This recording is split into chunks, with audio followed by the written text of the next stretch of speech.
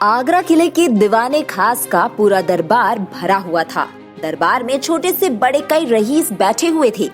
ये वो समय था जब मुगलों की ताकत अपने चरम पर थी। औरंगजेब को अपने शाही दरबार में बेसब्री से शिवाजी का इंतजार था। तभी जयसिंह का पुत्र राम सिंह दरबार में शिवाजी को लेकर पहुंचता है। शिवाजी के पहुंचते ही दरबार में हर ओर गहरा सन्नाटा छा गया।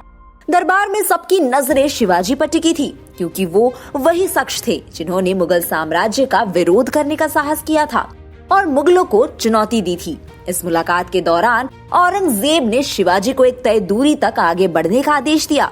शिवाजी आगे बढ़े, बादशाह को 30,000 रुपए नजरानी के तौर पर भेंट किए। मुलाकात के बाद औरंगजेब ने उन्हें निम्न श्रेणी के ओहदे वाले लोगों के बीच बैठाया। हालांकि मुलाकात से पहले जयसिंह ने शिवाजी को बताया था कि दरबार में कैसा व्यवहार करना है और उच्च ओहदेदारों के बीच उन्हें बैठाया जाएगा।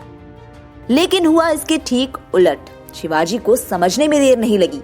उन्हें जानबूझकर अपमानित किया जा रहा है। उन्होंने अपमान को बर्दाश्त नहीं किया। गुस्से में हुंकार भरी।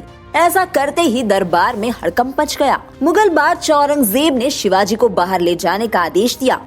इस पूरी घटना को दरबार में पर्दे के पीछे बैठी औरंगजेब की शहजादी ज़ैबुन्निसा देख रही थी। ज़ैबुन्निसा को पहले ही दरबार में शिवाजी के पहुंचने की खबर मिल चुकी थी। वह शिवाजी की बहादुरी के कई किस्से सुन चुकी थी और उन्हें देखने की लालसा के साथ दरबार में पहुंची थी। उस वक्त शिवाजी की उम्र 39 साल की थी और ज़ैबुन्निसा 27 साल की थी। कहा जाता है कि ज़ैबुन्निसा भले ही औरंगजेब की बेटी थी, लेकिन उसका व्यवहार उसके चाचा दारा शिकोह की तरह था। ज़ैबुन्निसा शिक्षित, सुसंस्कृत, खूबसूरत और उदार थी। कुरान के नियमों और सिद्धांतों की गहरी जानकारी रखने वाली ज़ैबुन्निसा अपने पिता की तरह कट्टर नहीं थी। दरबार में शिवाजी की निडरता और मर्दाना सौंदर्य देखकर वो प्रभावित हो गई। ज़ैबुन्निसा ने अपने पिता औरंगजेब से शिवाजी को दोबारा दरबार में आमंत्रित करने की बात कही। इस पर बादशाह मान गया। शिवाजी को दरबार में आने के लिए संदेश भेजने का काम ज़ैबुन्निसा ने किया। शिवाजी दरबार में पहुंचे।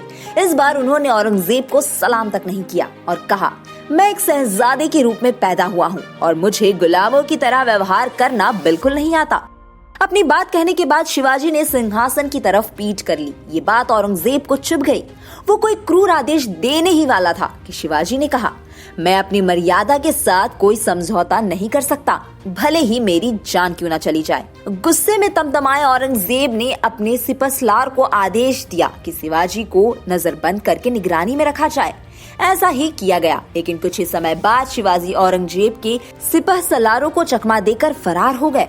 औरंगजेब को शक था कि इसमें ज़ैबुन्निसा ने ही शिवाजी की मदद की है। हालांकि शिवाजी और ज़ैबुन्निसा के बीच प्रेम कहानी को लेकर इतिहासकारों में अलग अलग मत रहे हैं, लेकिन कुछ लोग इसे कोरी कल्पना मानते हैं, क्योंकि मराठी इतिहास में उनकी प्रेम कहानी को लेकर इस तरह का कोई तथ्य नहीं मिलता है।